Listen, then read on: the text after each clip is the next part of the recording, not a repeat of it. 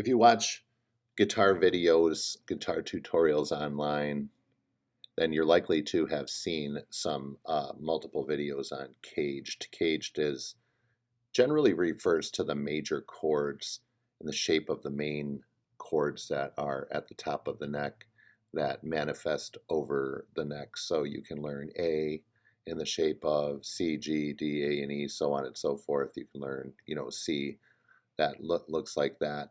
And so in this video, I'm going to show you kind of where that comes from in a way of using that to form triads, scales, pentatonic scales, so on and so forth.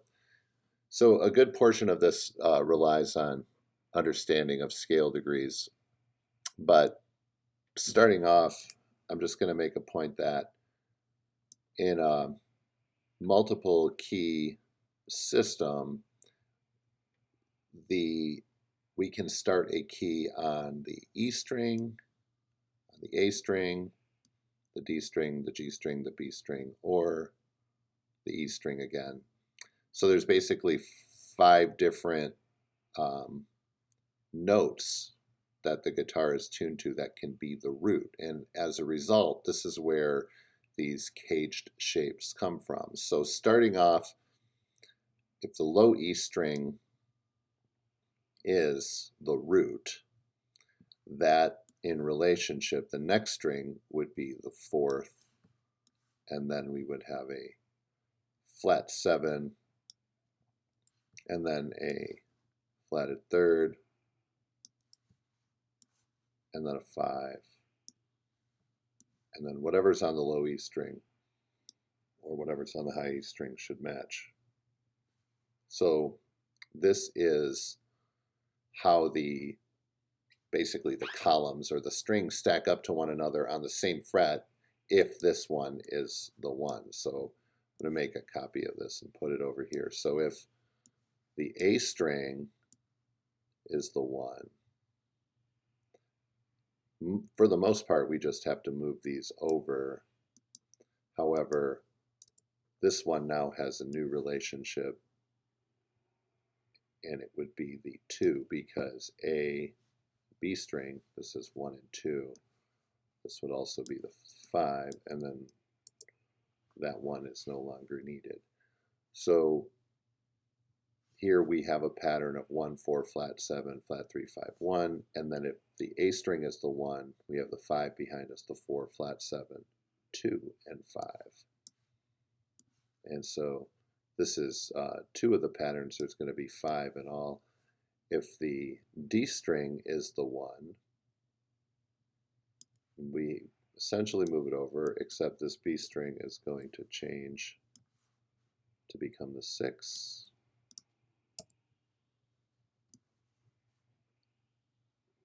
And then the 2 is over here as well. So 2, 5, 1, 4, 6, 2. And move this out of the way. Got 3 patterns done.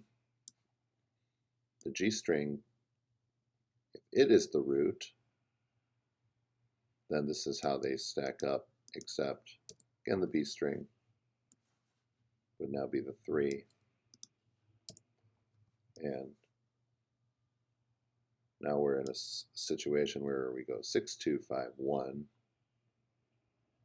6 would be the root of the minor, but in any case, we're just looking at this from the perspective of the 1. Copy this.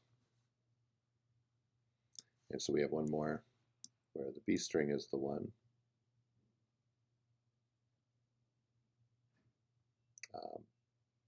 Now, when the B string becomes the 1, a lot of things change here. Pretty much everything changes. This becomes the 4. 4 is over here. And then this would become the flatted 6, flatted 3, and the flatted 7. So when the B string is the one that that changes quite a bit based on its position, basically the way we remove it. But all of this, all these 5 forms here, we can see we have the 1 on each of the strings, and these would be the intervals in relationship to it. So then how does this work, or how does this help? Let's start with the first one here, where the root is on the A or the E string. A major triad is a 1-3-5 scale degree pattern. So we got 1, 3, and 5. I got my 1 right here. So if I know that this is a 4, then I got a 3 right here, got a 5 right here, also got a 5 here in the open string, 1, 3, 5, 1, 3. Oops, I moved my 1. So basically, we're using the knowledge of these here to find the 1, 3, 5. And now that I've constructed this, we can see, oh, we have the E shape, the E chord shape, or the G chord shape.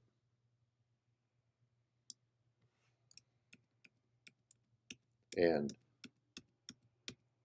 that came from knowing that we have a system here, 1, 4, flat 7, flat 3, 5, 1. So this right here, anywhere that is the 1, these would be the intervals. If they're open, you know, 5th fret, 6th fret, 7th fret, so on.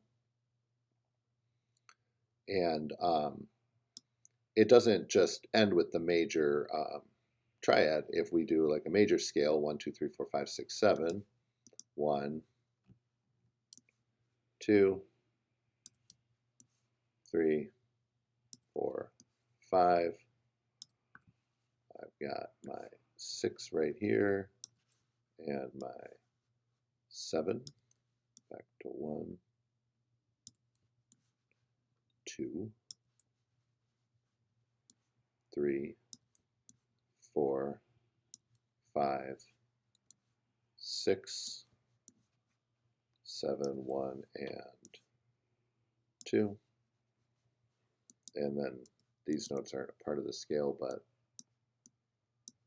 they were just there because it's part of this system we're learning. And now we have a position of a major scale.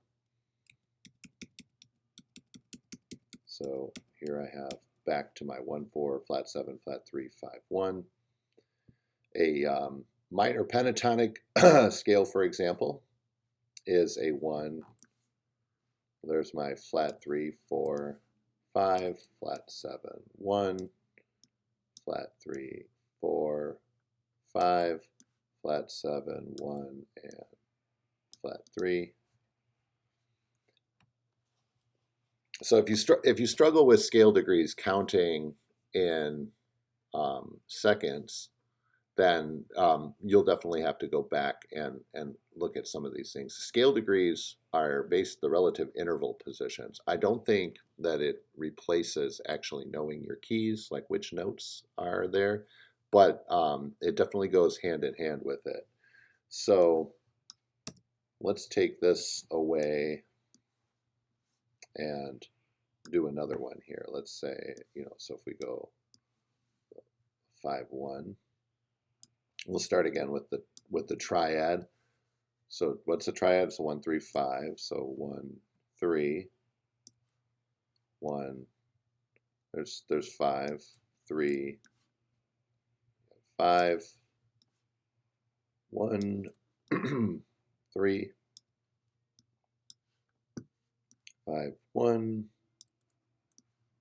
3. I'm going to go ahead and delete the 2, 4, 7 here. Pardon me. Now, so you see we have a C shape right here, and then an A shape down here. again, we could do the same thing for the major scale. So it's this that is useful. If this is fully understood, then you'll have no problem moving up and down from this. I do see a lot of people learn their scales, and it's kind of in a linear fashion, memorizing finger patterns, and all that stuff is useful as well. But here we have, with knowledge of this, we have the ability to construct basically anything, that we know the scale degree formula for. Let's try it again. The D string as the root. We'll go 1, 3, 5, 1, 3, 5, 1. And of course, this is a 3, so that's a 3. So now I'm going to delete the ones that are not part of the key. We see here we have a D shape, and this is like a short F, but this is really an E shape. You'll see that with this, with these systems, there's quite a bit of overlap when it comes to the chords. So essentially, we can have the root exist on any of these strings, and as a result, it changes the shape. It's really one continuous system, like, a 1-3-5 is a 1-3-5 anywhere. It just takes on different shapes because of the intervals that are different, and mostly because of the B string being tuned only a major third from the G string. If we were to be in a system of all straight perfect fourths, like the EAD G C F tuning, then you'd see a lot more symmetry between these positions. Everything would be identical because they're all fourths. But that system, or that tuning system, leads to some fingering issues, and makes it harder to play some chords. So this gives us a little more variety. And of course, to each their own. But most of the work on the guitar is done in standard tuning. And I would say also that if you truly understand your intervals, and playing in other tunings will make it, you'll be a lot quicker at breaking it down and understanding it. So I hope you enjoyed this video. Let me know if you have any questions.